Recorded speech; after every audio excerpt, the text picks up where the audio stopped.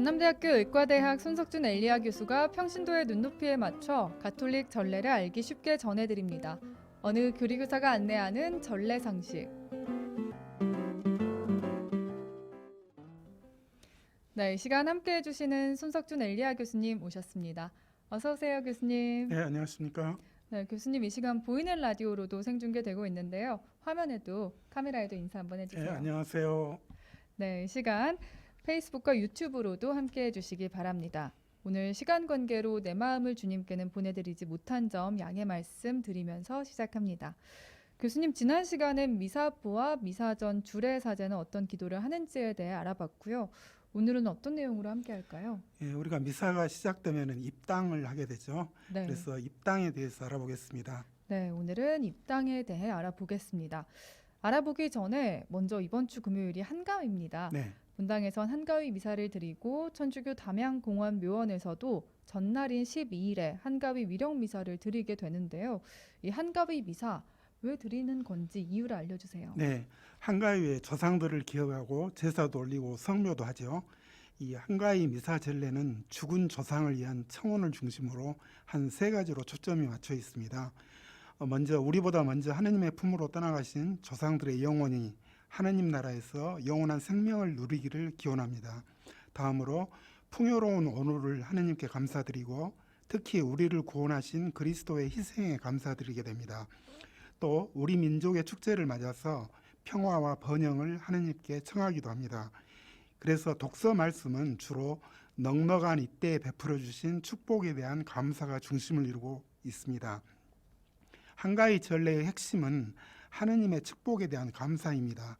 또 주님께 더욱 충실하고 겸손한 자세를 갖출 것을 다짐하는 그런 시기가 되겠습니다. 또 마지막 날에 하느님 나라 축제를 미리 맛보고 느끼는 충만한 기쁨을 가르쳐주고 있습니다. 네. 2017년 새 로마 미사 경본에 따라서 전례일이 대축일 미사에서 기온 미사로 조정되었습니다.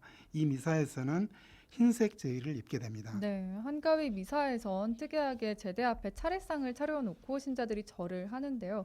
이 맞는 건가요? 예, 그런 모습을 볼 수도 있죠. 이 한국 천주교 사목지침서는 설이나 한가위 등의 명절에는 본당 공동체가 미사 전이나 후에 하느님에 대한 감사와 조상에 대한 효성과 추모의 공동의식을 거행함이 바람직하다고 이렇게 명시하고 있습니다. 명절에 이 본당 공동체가 하느님에 대한 감사와 조상에 대한 효성과 추모의 뜻으로 거행하는 어떤 본당 공동체 제례입니다. 공동의식 거행의 때를 미사 전이나 후로 이렇게 한다고 제가 말씀을 드렸습니다. 그 이유는 전례와 비전례적 신심 행위를 혼합하지 말아야 한다라는 이 교회의 가르침이 있기 때문입니다. 곧 명절 미사라는 전례하고 또 제례가 제사죠. 제례가 혼합되지 않아야 하기 때문입니다. 따라서 각 본당에서 공동의식을 거행할 때는 한가위 미사 전이나 후에 거행하게 됩니다. 이 공동의식을 위한 상차림은 본당 상황에 따라 선택할 수가 있습니다. 만일 제대 앞에 상차림을 할 경우에는 그리스도교적 전례 정신을 반영한 봉헌의 개념으로 상징적인 의미를 담아 간소하게 상차림을 차리게 됩니다. 네. 이 공동의식에 대한 사제의 설명이 있고요. 또 분양하게 되고 세상을 떠난 이들을 위해 바치는 유령기도 순으로 이렇게 진행되게 됩니다. 네. 또 이번 주 주보를 보니까 차례를 지내는 방법이 나와 있던데요. 명절 차례를 지내는 방법에 대해서도 알려주세요. 네, 2012년 주교회의 충계 정기총회에서 이 조상 공경의 좋은 풍습을 유지하면서 신앙생활에 도움이 될 수 있도록 한국 천주교 가정 제례의식을 승인했습니다. 이 주교회의가 승인한 제례의식은 단순히 유교식 조상에 대한 제사를 답습하는 것이 아닙니다. 이 조상에 대한 효성과 추모의 전통 문화를 계승하자는 그런 차원에서 그리스도교적으로 재해석한 예식이 되겠습니다. 그래서 한국 천주교 제례의 의미가 조상 숭배의 개념으로 오해되지 않도록 주의해야 합니다. 가정 제례 예식은 모든 신자 가정이 이것을 의무로 해야 한다라는 것은 아닙니다. 이 제례를 지내온 가정을 위한 천주교 제례 예식입니다. 그래서 기일 제사나 명절 차례를 지내야 하는 가정들도 이 예식을 사용해서 제례를 드릴 수 있겠습니다. 가정 제례를 위한 준비로는 내적으로는 제례 전에 고해성사를 통해서 마음을 깨끗이 해야 되겠죠. 또 외적으로는 복장을 단정하게 갖추어 있습니다. 이 상차림은 음식을 차리지 않고 단순하게 추모 예절만을 위한 상을 차릴 수가 있습니다. 네. 곧 그 상 위에 십자가 또 조상의 사진이나 이름을 모시고 촛불과 향을 피우게 됩니다. 만약에 음식상을 차릴 때는 형식을 갖추지 말고 소박하게 평소에 이 가족이 좋아하는 음식을 차릴 수가 있겠습니다.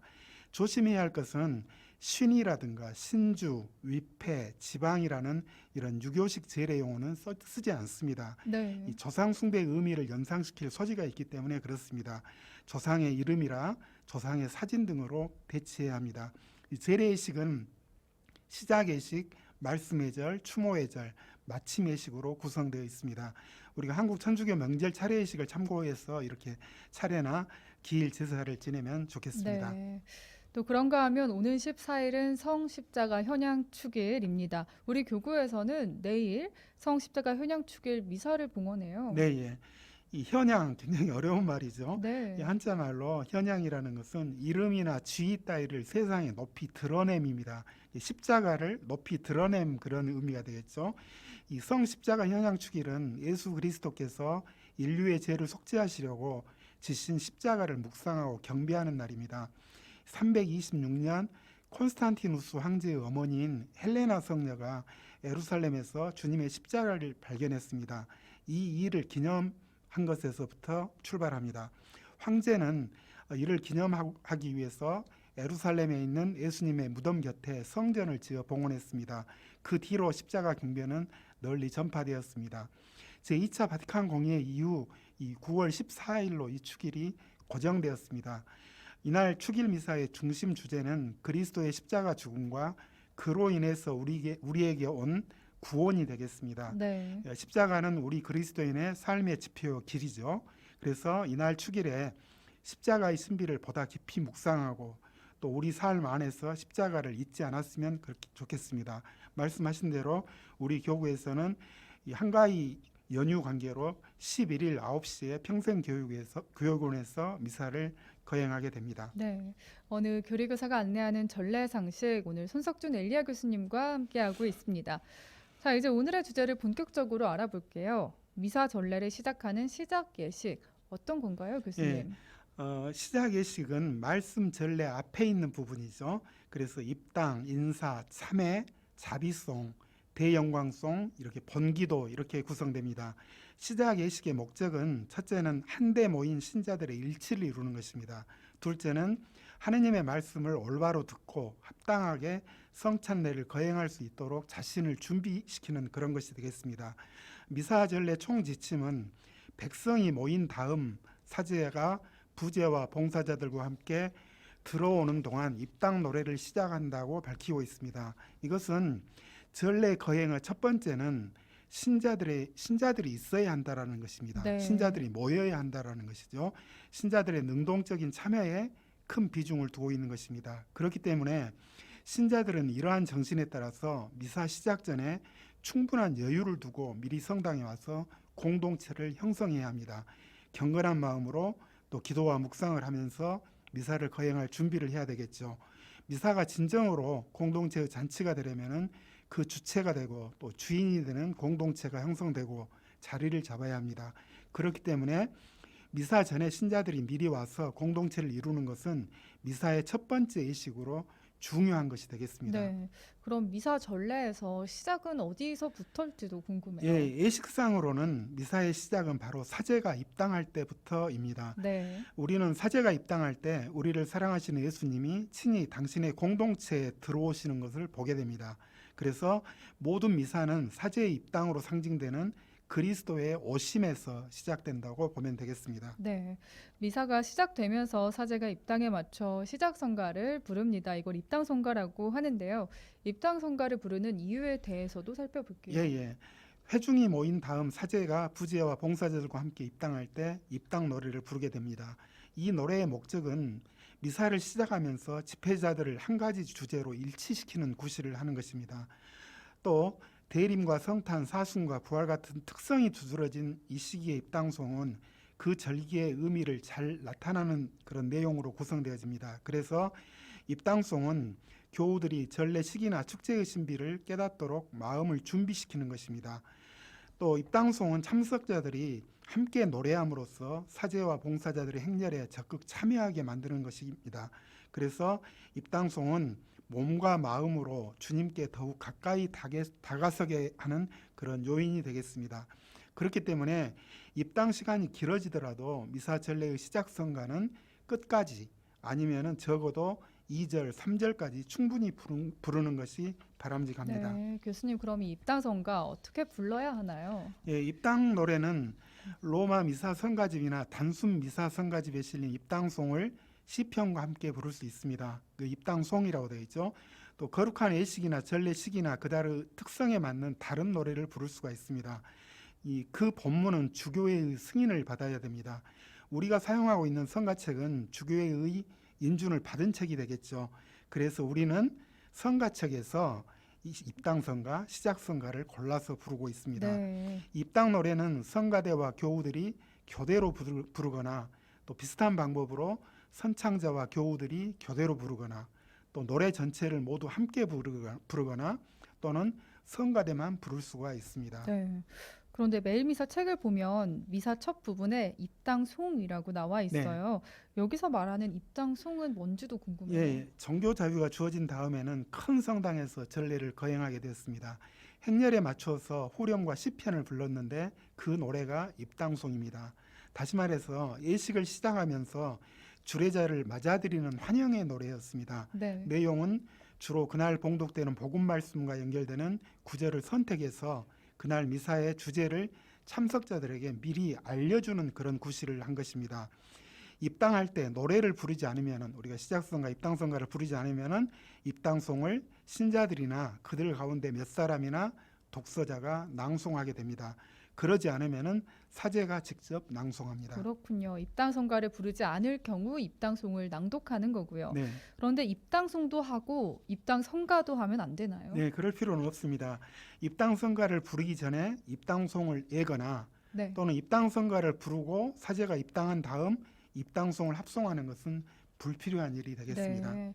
교수님 그럼 입당송 대신에 입당성가를 부르는 이유가 있겠죠? 예, 이 매일 미사 책에 제시된 입당송은 매번 노래로 할 수가 없습니다.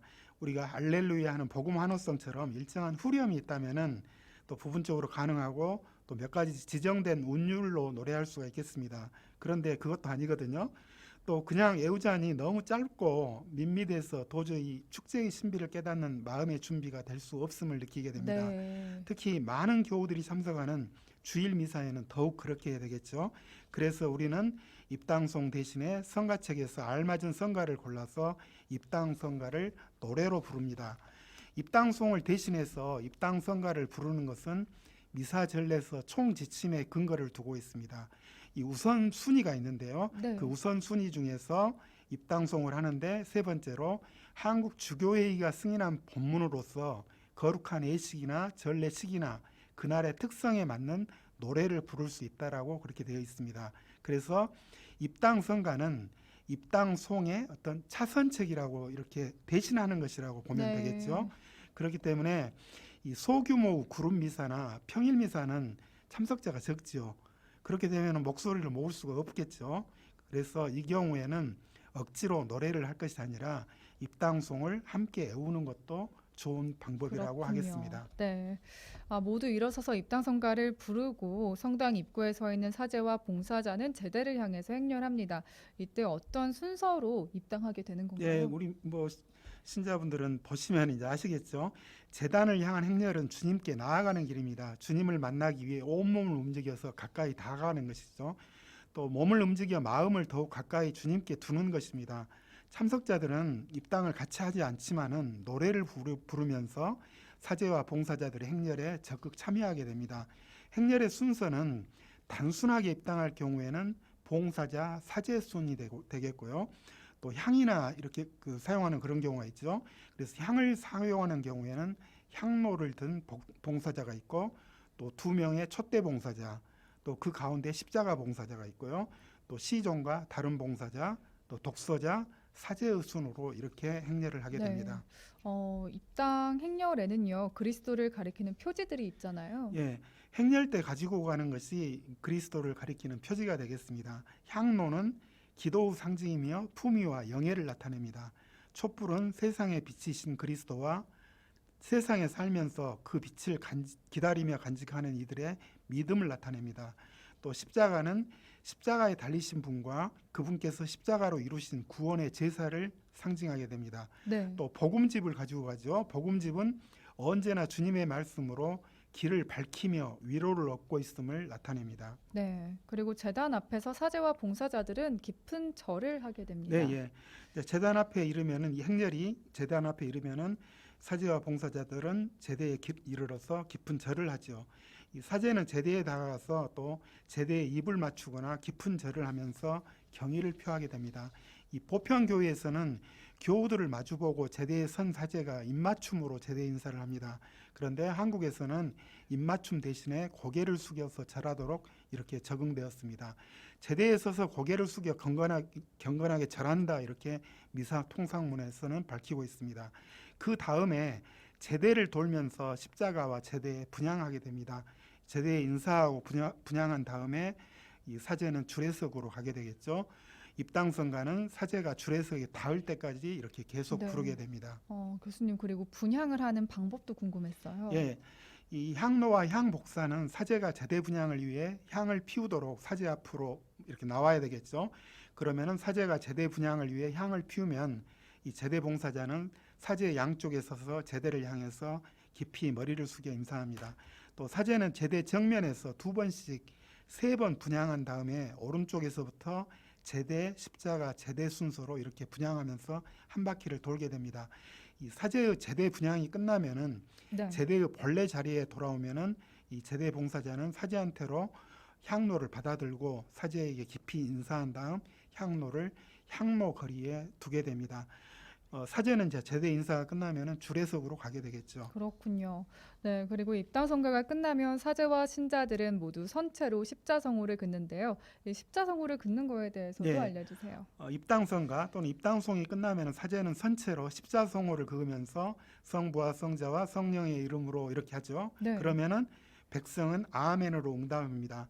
이 성호경은 전례를 성부와 성자와 성령의 이름으로 행한다라는 의미를 담고 있습니다. 네, 오늘 입당에 대해서 자세히 짚어봤습니다. 어플 토크창으로요. 엘리야 교수님 늘 잘 듣고 있습니다. 제 신앙생활에도 많은 도움이 됩니다 하셨고, 교수님의 교리는 늘 도움이 많이 됩니다 라고 남기셨고요. 또 질문을 남긴 분도 있어요. 입당 성가는 언제까지 부르나요? 신부님 입당이 끝나면 맞춰야 하나요? 라고 하셨는데, 입당 성가 부르는 시점이 정해져 있는 건가요, 교수님? 입당이 시작되면 입당 선가를 부르게 되는데 사제가 이제 제대에 인사하고 또 제대에서 고개 숙여 절하도록 이렇게 제대 해중을 보고 그렇게 되어 있죠. 네. 여기까지 이제 부르면 되겠죠. 그런데 맞추기가 상당히 힘들죠. 네, 맞아요. 2절, 3절. 그래서 네. 이제 적당한 시기에서 2절까지 부른다든가 3절까지 부른다든가 이렇게 되겠죠. 그렇군요. 어느 교리교사가 안내하는 전례 상식, 오늘은 입당에 대해서 전남대학교 의과대학 손석준 엘리야 교수님과 함께 알아봤습니다. 감사합니다, 교수님. 네, 감사합니다.